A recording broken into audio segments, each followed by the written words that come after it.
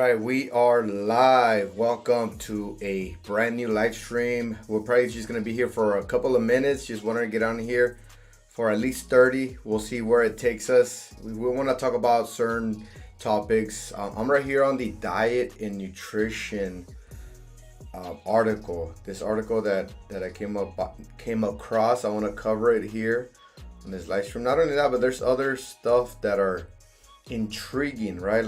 Like this one right here. Early detection may help Kentucky tamp down its lung cancer crisis. Are we in a lung cancer crisis? Are we? That's the thing. Are we in a lung cancer crisis? Let's find out.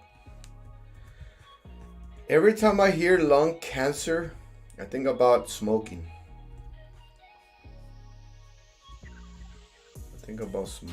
So, or just inhaling smog, right? Smog, depending where you live.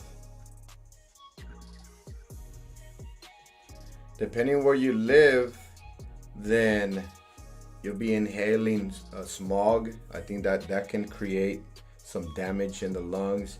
Smoking, of course. Even weed smoking, right?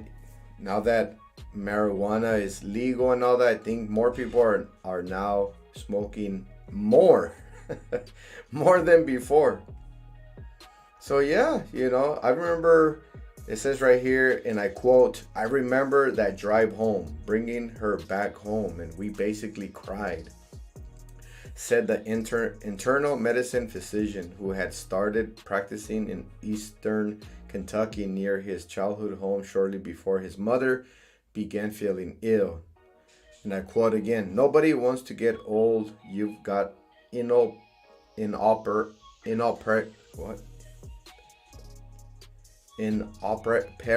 I cannot pronounce this.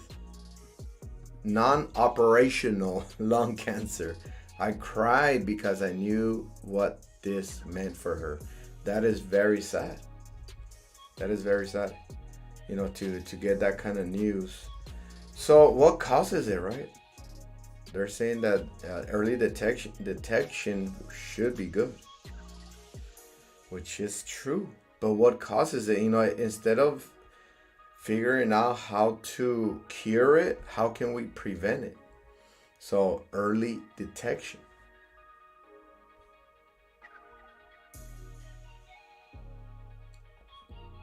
First human. No. Diet and nutrition. Do's and don'ts for Super Bowl for safety. Do's and don'ts for football. It's the Super Bowl. How you gonna have rules on how to enjoy yourself? If you are working out, you have a really good workout regimen, 80% of your nutrition is good, then you should be fine with enjoying yourself during festivities like the Super Bowl, right? Look at it. This looks delicious. That's the Super Bowl part. Do's and don'ts. Let's see. Super Bowl food safety. I think it is only a concern if you do it continually. It's only a concern if you continually eat this stuff. But here and there, it's not bad at all. If you're new here to my channel, I'm a certified personal trainer, and I've been a boot camp instructor, personal trainer, online coach for 15 years now. Yeah, 15 years. And based on my experience, my knowledge, expertise, if you keep your nutrition and your water intake at 80%, you are good to go. The Super Bowl is Sunday, which means two things: football and food. And the bad thing about the whole Super Bowl is on a Sunday. We have boot camp. We have Indoor boot camp, first thing in the morning, Monday morning at 5 a.m. Zero dark, 5 in the morning. So if you're the one that party hardy on Sunday night because of the Super Bowl,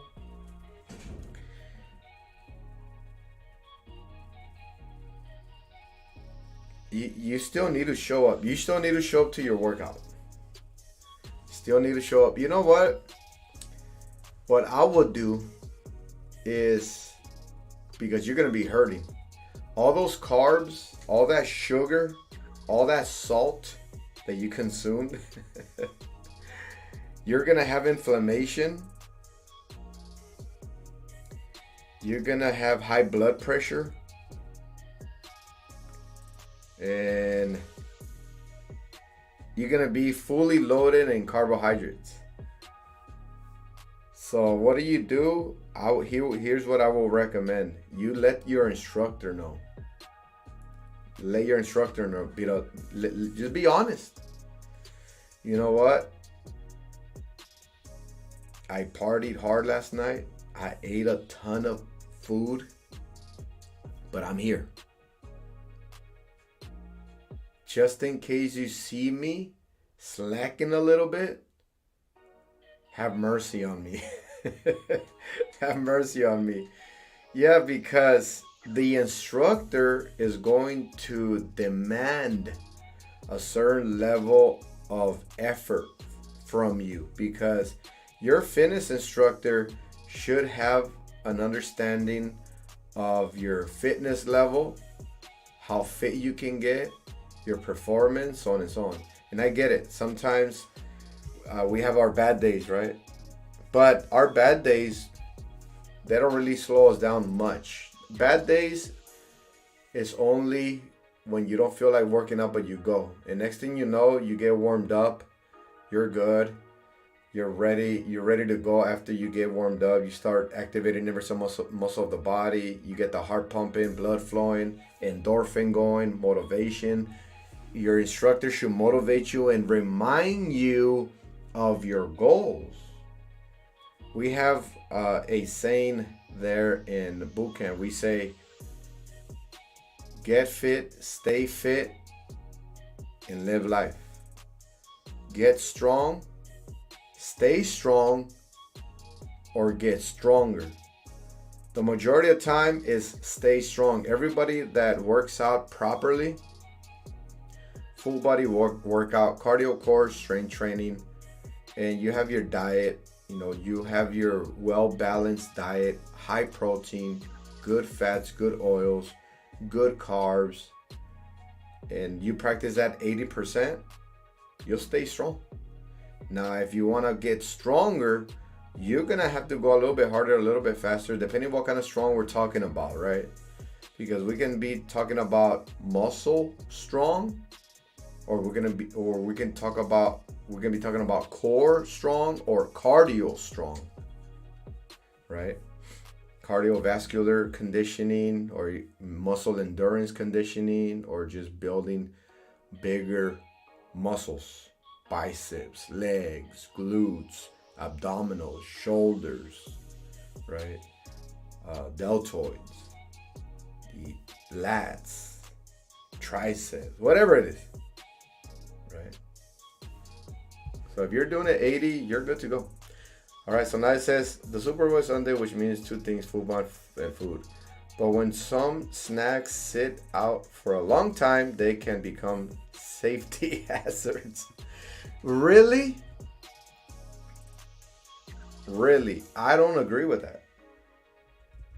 I don't know. You know why? Because the majority of those snacks have preservatives. The majority of those snacks are not organic. Organic, if you let some organic food sit out, it'll go bad way faster, which is a good sign, right? Any food that does not go bad, we have a serious problem. Yeah, so that reminds me of the Big Mac little experiment that somebody did, right? Big Mac experiment. Right? If we go over here, let me take you there real quick. The Big Mac experience. Mr. Sutherland, what's going on, my friend? Glad that you can join me live. Let's become friends. Something my wife says about food. If mold doesn't want to eat it, then maybe I shouldn't eat it. That's a good one. I like that. I like that. You don't mind if I use it, right? All right, so this guy did an experiment, right? With Big Macs. That's the beauty of YouTube. I think this video was made like 20 years ago or something like that. Well, YouTube wasn't even around yet. I think YouTube's been around for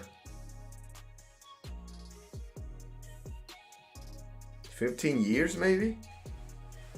Not that long. So this guy puts a Big Mac in a jar, right? Well, let me see.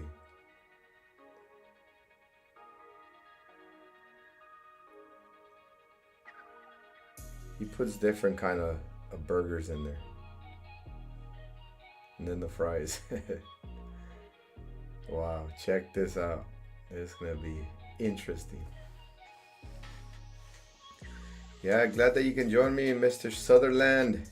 I've been seeing you in the comment section. Thank you for your support, your motivation as well, and for being here on the channel. 2 weeks later. Let's see. Oh, regular fries. McDonald's fries. Oh, regular burger. Quarter pounder. Oh, from McDonald's. Chicken McGrill. 2 weeks. Which one's that?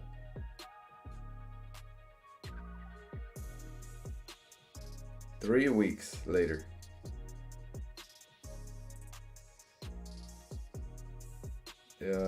Look at that. A little bit. Look at that. 3 weeks. So we got a little bit of mold. Look at that. The regular burger, almost all completely moldy. Look at that. 3 weeks.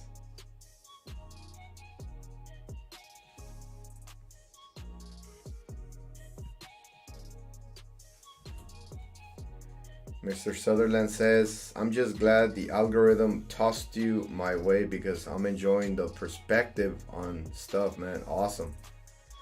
Awesome. Yeah, do me a favor and share this channel with others. That's the only way. That's the only way that I'm gonna get my channel out there to the public. 5 weeks. Oh, wow.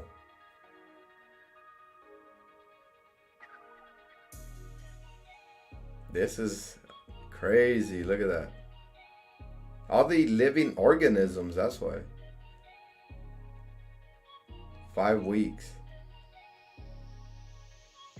Look at that. The regular fries from McDonald's. No mold whatsoever.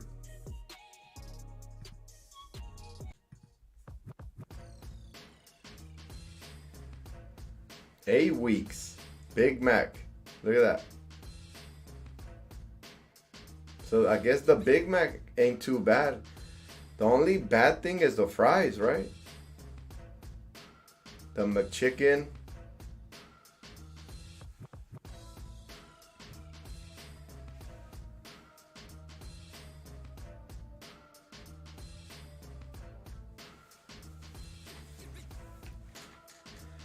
The fries, look at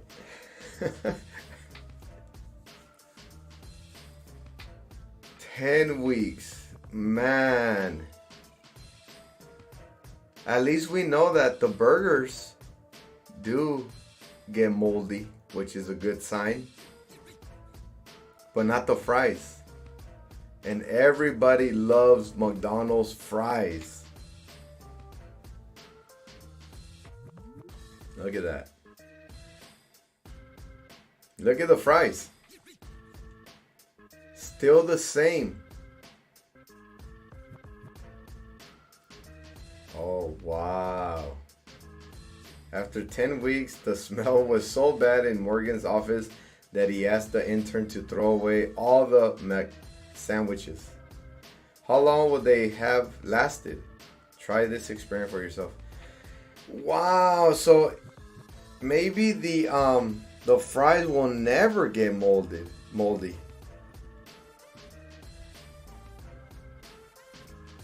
So there you have it. So those fries, you know, the fries are usually made with trans fat. The trans fat is what's killing us. Saturated fat comes from an animal source. And then we have polyunsaturated, monounsaturated, omega-3s, omega-6s, good fats and oils from nuts, seeds, fish products. And then that's it. Saturated fat, it comes from beef. But trans fat, that's the worst. And I think that's what they use for the fries. When someone snacks sit out for a long time, they can become safety hazard. More than 10,000 million Americans are expected to throw or attend a Super Bowl party this year, and foodborne illness is no joke. Yeah, you can get food poisoning. But they would have to really sit out, right? So now let's go to what causes food poisoning. I have a story for you. A Jack in the Box story.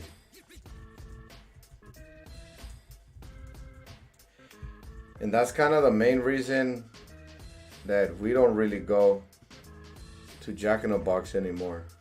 We'll go to McDonald's here and there. We'll go to Wendy's. There's a really good gourmet place burger, like a good burger, whole wheat, grass-fed beef and stuff like that.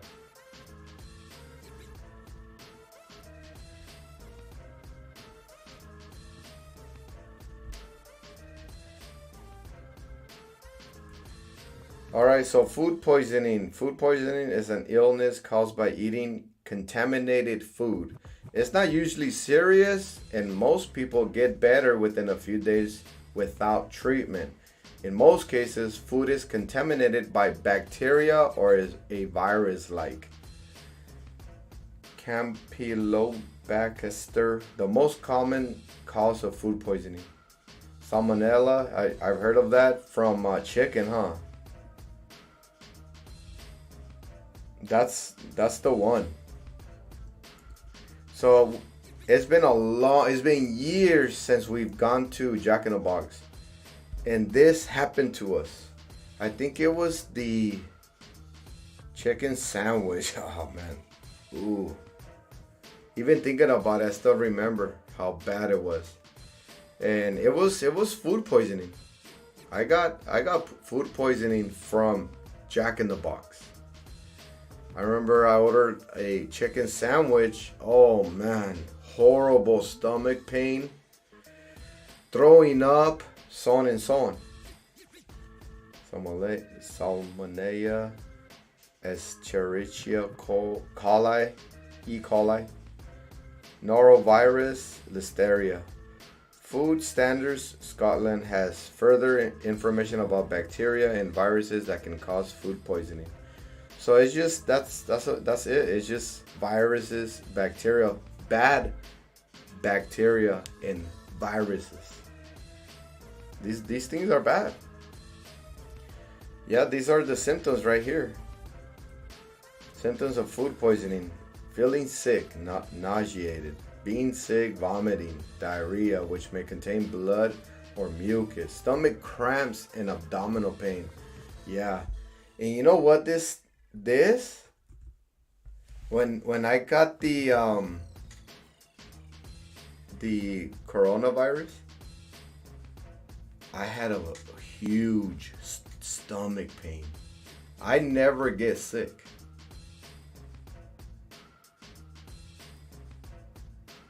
I never get sick.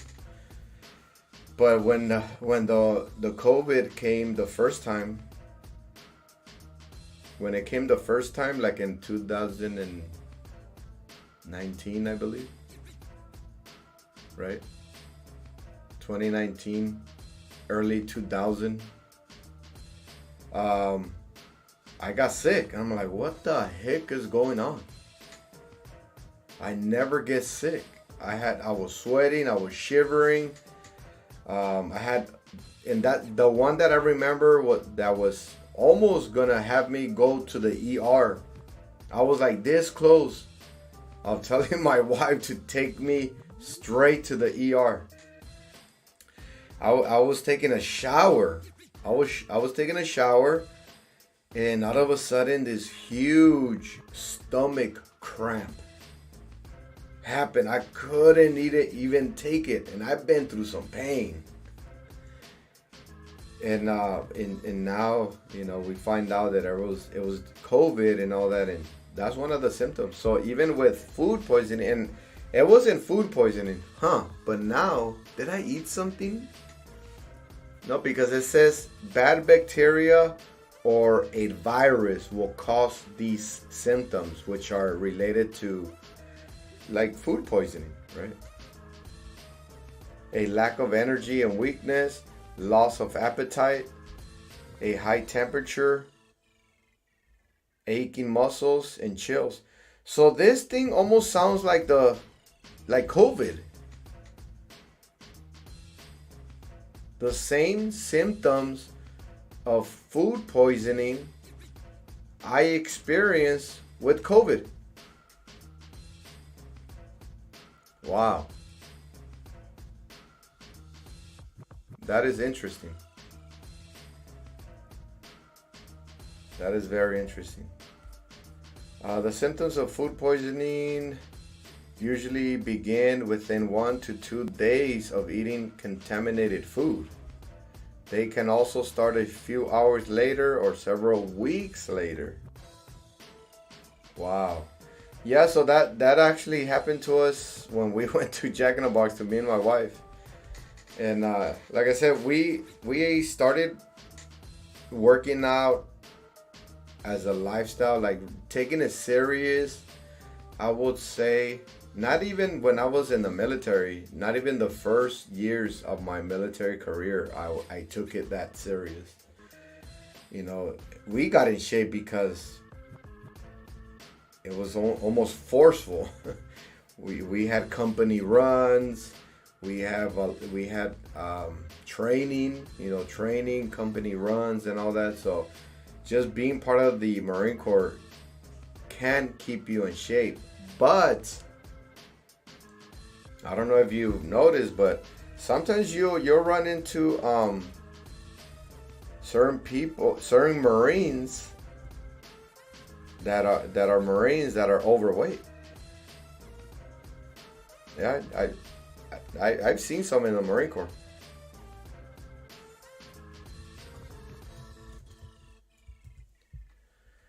Let's see.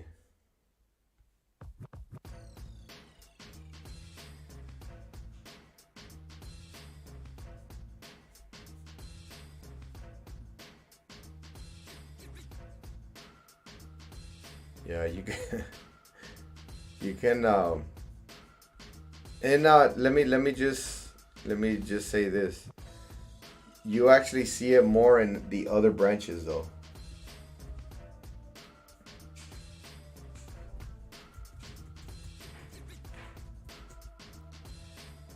You'll see it more in the other branches.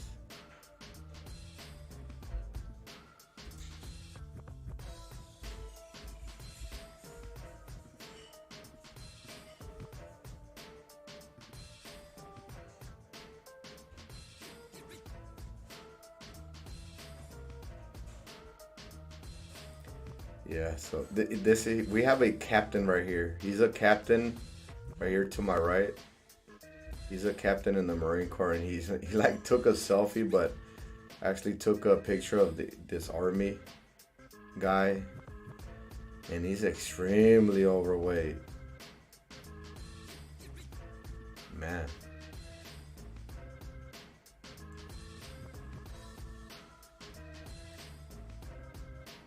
Yeah, the Marine Corps actually has pretty high standards on body composition.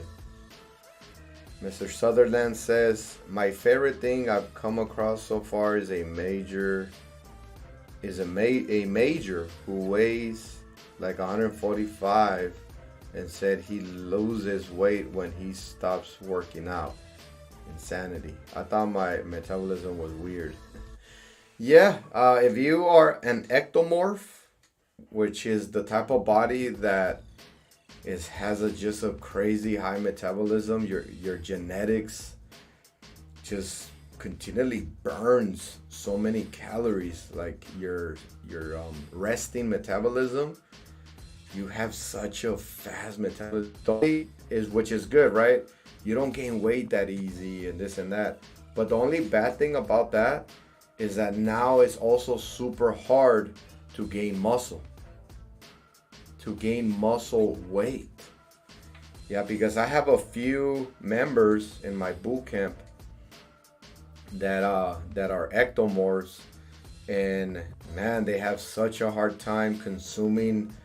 At least they have to be consuming around 3,000 calories and around 150 to 175 grams of protein, depending where their starting point is with body composition. But they have to consume a lot of calories, and then after you build that muscle, you have to maintain it by continually consuming the right amount of calories, a good amount, good protein, because then if you start slacking on that again, here comes your metabolism, takes you down again.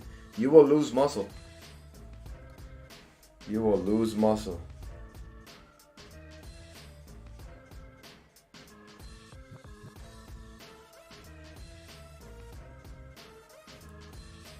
Yeah, so yeah, when it comes down to the military, it's gonna come down to standards. And I did a reaction video not that long ago on the army. The army they're actually reducing their enlistment weight standards. In order to enlist, they lowered the standards on weight, body fat, stuff like that. So I don't know where their standards were before. Like, let's say, a 5'8" guy can now weigh more than 185 pounds, let's say. But now they lower their standards to where a 5'8" guy can enter the military weighing in 215 pounds. So it can be good, but there's pros and cons to that. But I think there's more cons than pros, because we're already dealing with the obesity epidemic.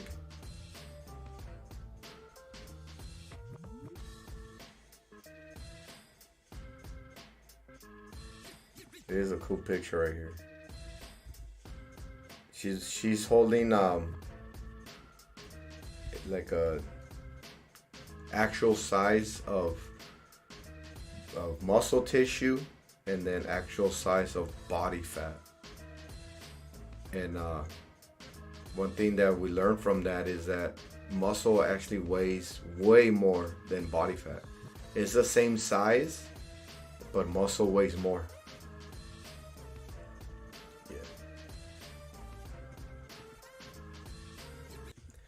All right, so hope you enjoyed this live stream. Do me a favor and share this live stream with somebody and let them know, hey, come over. I'm gonna be going live Monday through Friday around this time for 30 minutes. We'll talk about everything and anything: military, fitness, training, motivation, even YouTube or whatever we come across. I'll answer any questions, any comments, concerns, and stuff like that, and we'll go at it. So make sure you share this stream with somebody. That way they join us. Subscribe if you're new. Hit the like button, and I'll see you on the next one. Take care. Be safe. See you on the next video.